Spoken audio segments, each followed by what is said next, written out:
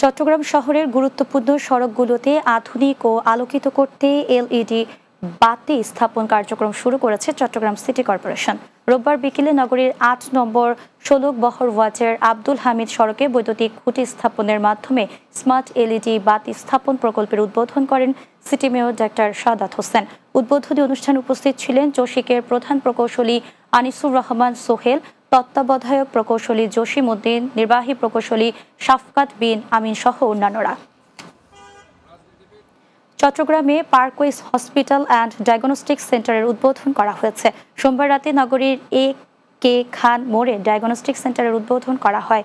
অনুষ্ঠানে প্রধান অতিথি ছিলেন Chittagong city mayor doctor Sadat Hossain. হাসপাতালের চেয়ারম্যান মোহাম্মদ বিল্লাল হোসেনের সভাপতিত্বে অনুষ্ঠানে উপস্থিত ছিলেন হাসপাতালের ব্যবস্থাপনা পরিচালক জিয়াউল হক রিপন, পারচেজ ও প্রকিউরমেন্ট ডিরেক্টর ডাক্তার মোহাম্মদ আবদুল্লাহ আল মামুন, মেডিকেল ডিরেক্টর ডাক্তার মেহেদী হাসান সহ অন্যান্যরা। বিএনপির চট্টগ্রাম ৯ নম্বর উত্তর পাহাড়তলী ওয়ার্ড কমিটির সদ্য ঘোষিত যুগ্ম আহ্বায়ক কামাল উদ্দিন পারভেজকে নিয়ে সোশ্যাল মিডিয়ায় অপপ্রচার চালানোর প্রতিবাদে সংবাদ সম্মেলন অনুষ্ঠিত হয়েছে।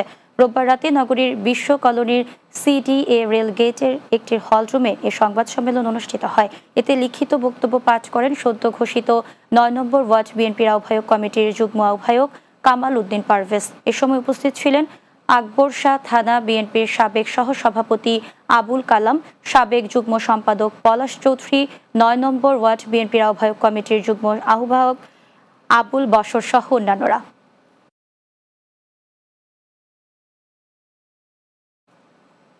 শেষ করব দিনের বাংলা। যাওয়ার আগে সংবাদ শিরোনামগুলো জানিয়ে দিচ্ছি আরও একবার।